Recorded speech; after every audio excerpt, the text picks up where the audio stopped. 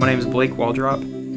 My company, RMA Armament, is a composite armor manufacturer. We produce body armor. And it stands for my three daughters, Renee, Megan, and Alexis. People think of Rocky Mountain Armament or military armor or something military armor. It's like, no guy, it means Renee, Megan, and Alexis. It's my three daughters. So they think they're famous, but I tell them nobody cares.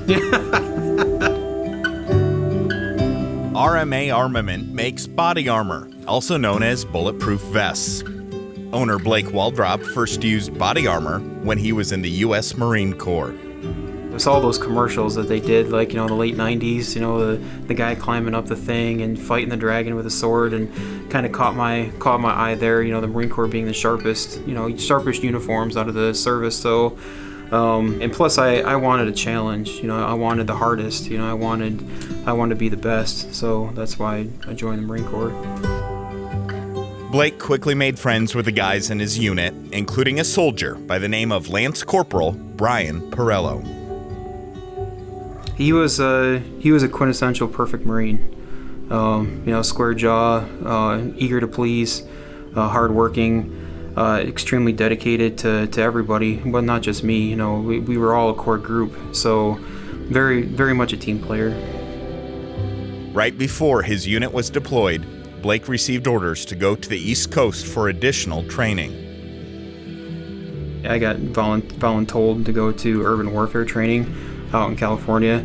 Right about a month later, they all left for Iraq, so I got pulled at the last minute. So, and then they got beat up over there. They were only 3 months into their deployment, maybe 4. They weren't there very long. New Year's Day is when Brian got killed. My number one regret is why I wasn't there, because that was my group, that was my guys, that was my family, and I wasn't there with them. The news of Brian being killed in action came months before the end of Blake's 4-year commitment to the Marines. Blake had lost his Marine family, but he had a growing family at home. My wife and I, at the time, we were only married a year and a half, I believe. We were struggling. What do? We get out, we stay in. Well, Renee was only 3-4 months old at the time the decision was on my plate. I did not want to constantly be gone and come home and have her not even know who I was. If I didn't have kids, I probably would have re-enlisted. You hold your child in your arms, that really moves you. It's not just you making decisions for you anymore. It's we. It's a family. It's your kids. Your whole life is based on your family. So I got out because I did not want her raised not knowing who I was, or me not coming home, period. Life as a civilian was not easy. He worked for a year in Michigan as a trucking dispatcher, but eventually found himself in the police academy in Wyoming. Blake worked for 4 years as an officer in Rawlins, Wyoming. I actually left Rawlins Police Department to move up to Gillette, Wyoming, to take a job there. And then after I quit and moved there, the job opportunity fell through to work for the PD. So I kind of got stuck in a hiatus. I was finding stuff to sell to give us money because her and I were broke. We didn't have anything. So I was cleaning out the garage, and one of the items that I found when I was cleaning it out was my old armor plates. So Brian went through my head when I first saw it, but I really didn't think much more past that. I sold them. Sold a bunch of other stuff too that I had that was just old collecting dust, and then it was right after that where I revisited it that those armor plates are junk, and they are. They're not. They meet standards. They pass testing, of course, but they don't. In my opinion, they don't pass real life testing. So that's when I really started to turn the interest into a hobby, and then the hobby quickly turned into a passion. Like, this is everybody. Some points in your life, you hit a switch that this is what I'm going to do the rest of my life. and I quickly hit that switch. Like, my mission now is armor and nothing else. Law enforcement was good. It was my first love. I miss it, but I quickly got turned on to armor, and I knew that this is what I was meant to do. Now living in Dysart, Iowa, Blake spent months researching materials and production methods. Soon, he had his first prototypes. Oh, they were terrible. they were awful. But it's a starting point, right? The first ones we made weren't good at all. We had to scrape and put some together. They were ugly, but I didn't get them to pass any beauty contest. But we went through multiple different variations what we wanted to use, what we thought was best. And there's always that aha moment, when you are making something that you kind of accidentally discover what works. And not just what works, but what works better. It wasn't like we threw something together and then 25 minutes later, because a lot of people think, well, I want to make this design, and then just make it. It's going to be good. I mean, that's a napkin design versus reality are two completely different things, and there's challenges along the way, which we met quite a few of them. Once we found a formula that we knew worked, that we liked, we locked that down, and we haven't changed it to this day. Blake's design used an aerospace adhesive on top of the ceramic plate. This is an expensive but effective process, crucial to building stronger armor. Blake started outsourcing the production of his body armor plates and selling them under the name RMA Armament. But as demand grew, so did the headaches of trying to fill orders in a timely manner. When you're outsourcing, you're at the mercy of somebody else's time. And in business, time is everything. Time is money. And so money drives everything. And there's also a pecking order, too. They had other customers just like me. So, when I wanted stuff built, it's almost like going to the DMV. You pull a ticket and stand in line. So that was a huge issue for us is, we want stuff done quickly. We want stuff done now, and you don't get that by outsourcing. Blake began looking into setting up and handling the manufacturing process on his own. Working with economic development professionals, Blake received an invitation to the governor's deer hunt.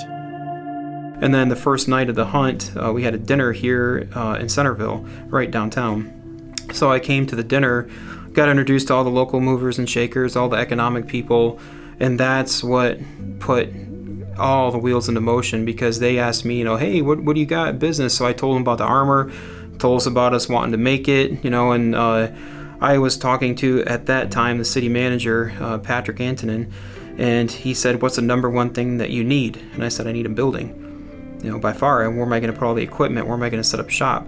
And he said, well, we have an old National Guard armory that might work out for you. So that talk led into serious talk. And then it was, hey, meet so-and-so, put everybody together. And that's where the community as a whole, from that hunt, that event, came through to help me out, to help out RMA. They came through and they put a whole package deal together for us to incentivize us to come here. In February 2016, Blake moved RMA Armament to the National Guard building in Centerville. Taking on the manufacturing process of his products was like starting a business from scratch, and Blake had no prior manufacturing experience. Before then, we never managed the logistics. We never managed production at all. So it was a completely new baby for us. And never doing it before, of course, brought challenges. But it was up to me and my crew here to make the magic happen. And it was just us. So the first 2 weeks that we were here, I actually slept on the floor with a blanket and pillow in that next room over. So it wasn't common, Friday at 1 o'clock in the morning when other people are out tearing it up, we were out here turning wrenches covered in oil. I mean, it's when you're on a time crunch and you got to set up things and get armor flowing again and get money flowing again, you got to work hard. So we busted our tails here to get set up. 5 months after moving in, the first shipments left their new facility. By the end of that year, RMA had $2 million in sales. Starting not just a business, but a company, and getting it to where we are and where we're going has truly been the hardest thing I've ever done in my life. the amount of stress, the anxiety, the responsibility daily, stress, anxiety, responsibility daily on your shoulders has been just absolutely crushing. People on the outside, look at you and say, "Oh, your business is successful. You're doing a great job," but they don't know the behind the curtains things that you had to do, places you had to go, money you had to scrape, extra hours you had to work, tears that you had to cry to get there, to do it. And not just to get there, but to keep on top of it. Because you fall behind and you start right over again. So it's harder than the Marine Corps. President Trump said years ago that successful people don't know how to quit. And we don't. I don't even know how to spell it. Failure, how do you spell it? So you don't know how to quit. Yeah, there has been bad times. We've had bad times. But you just don't know how to quit. You just keep on going. Blake's passion for body armor started with the loss of his friends while serving our country. What started from a reminder of an old military friend has turned into a passion to improve body armor. I wasn't out to make the world's strongest plate at all. I wasn't out to say, "Oh, I'm going to go conquer the world." That wasn't the goal. My goal was just to find a recipe to make it a little bit better. When somebody's life gets saved, how many generations did you just save?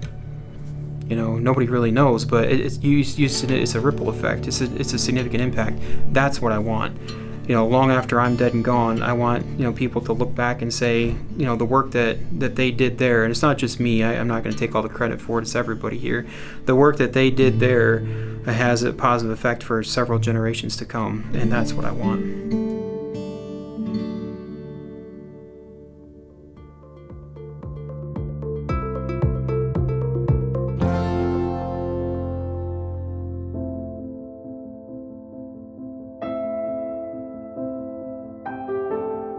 Our next Iowa entrepreneur story takes us to LeClaire.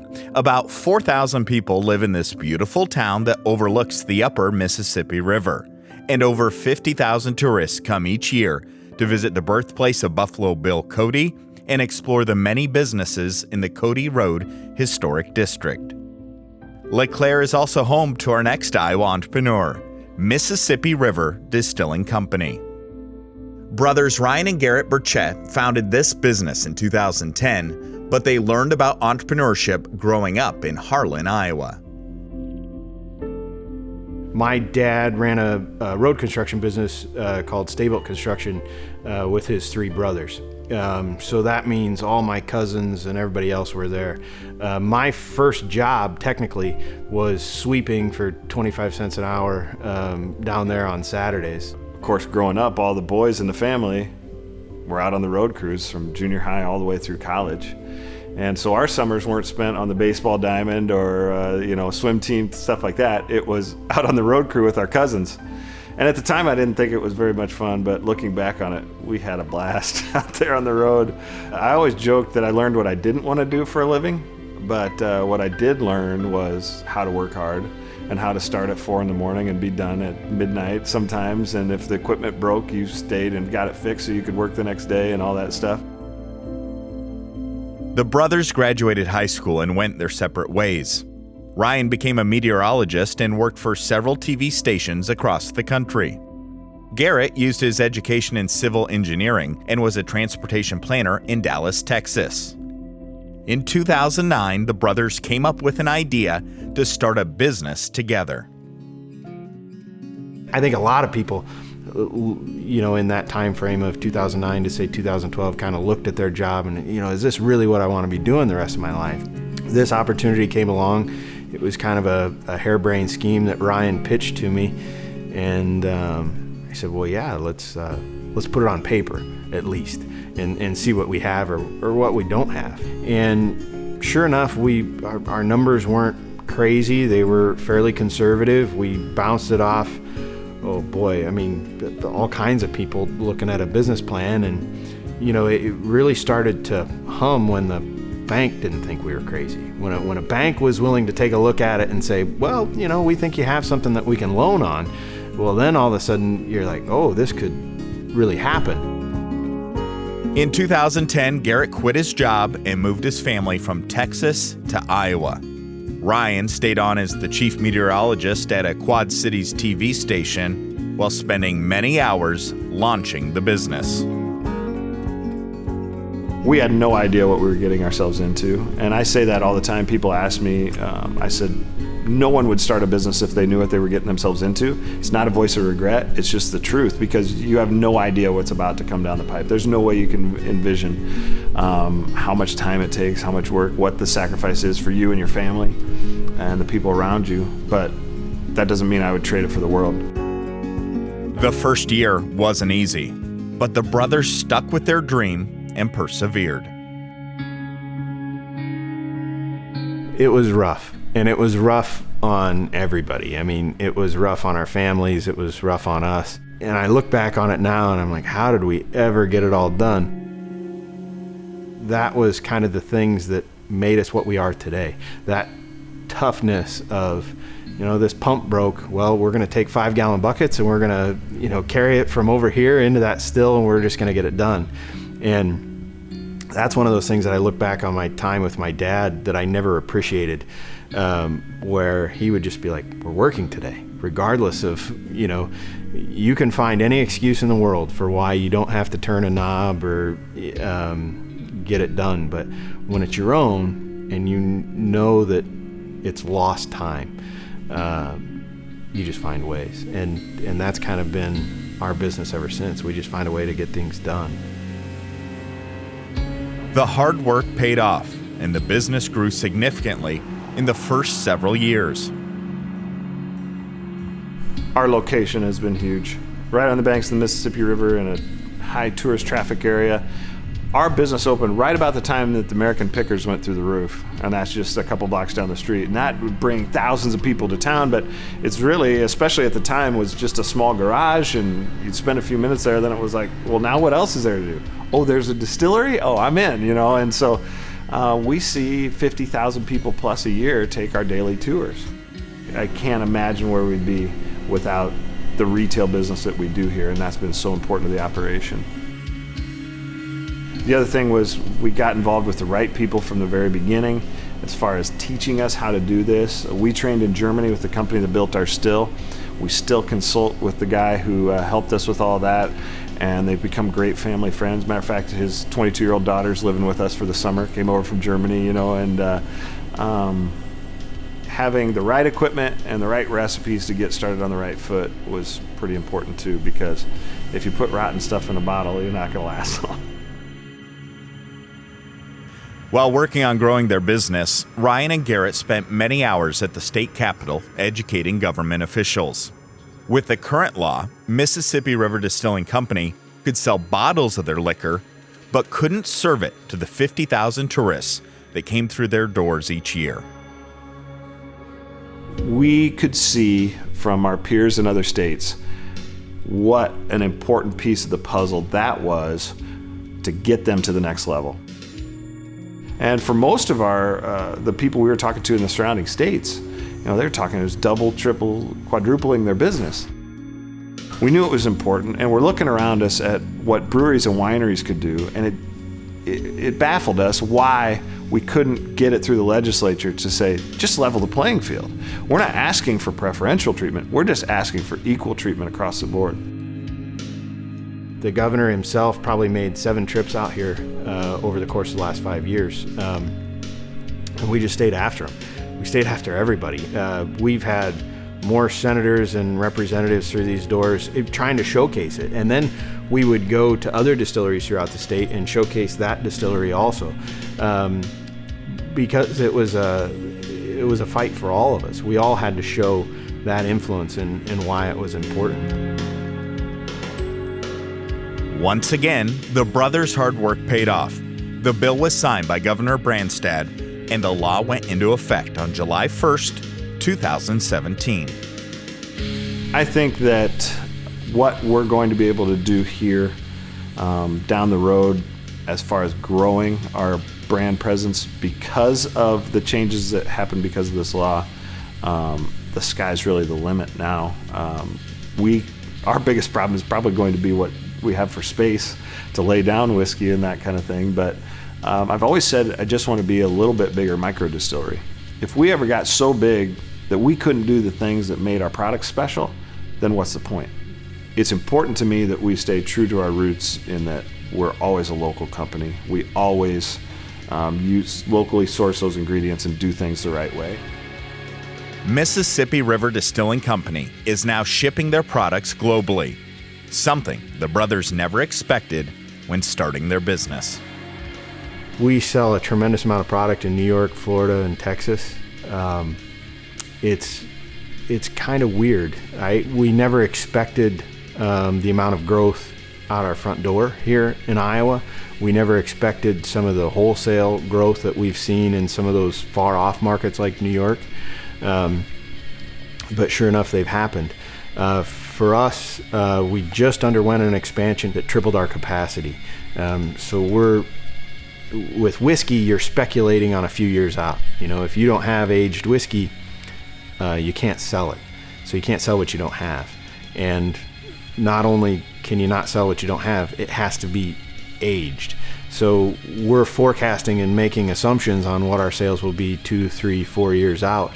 And that's a difficult part of this business. So right now, we tripled that production, and we're trying to make as much whiskey as we can to stash it away so that we have something to sell here in the future. Ryan and Garrett took a chance on a dream. What started as a risky idea grew into an opportunity to create something unique. Together, these brothers combined their talents to build another successful family-owned business. I think the hard thing about being an entrepreneur that you just can never appreciate until you've been in the trenches is it's a 25-hour-a-day job. It just doesn't stop. And you wake up at 2 o'clock in the morning and all of a sudden your brain's ticking through the checklist of the 25 things you got to do when you get to work first thing in the morning to make sure X, Y, and Z happens. I don't necessarily call it stress because it's not like you're sitting there worrying all night, but it's just on your mind constantly. It has to be, because there's no safety net. There's no second chances. This is it. This is your well-being and that of your family and your employees, and everybody's counting on you. So you gotta come to work, and you gotta figure out how it's going to happen that day, and then you got to do it again the next day, and the next day, and the next day. And I enjoy the constant change of what we do on a daily basis, that it's not the same thing every day.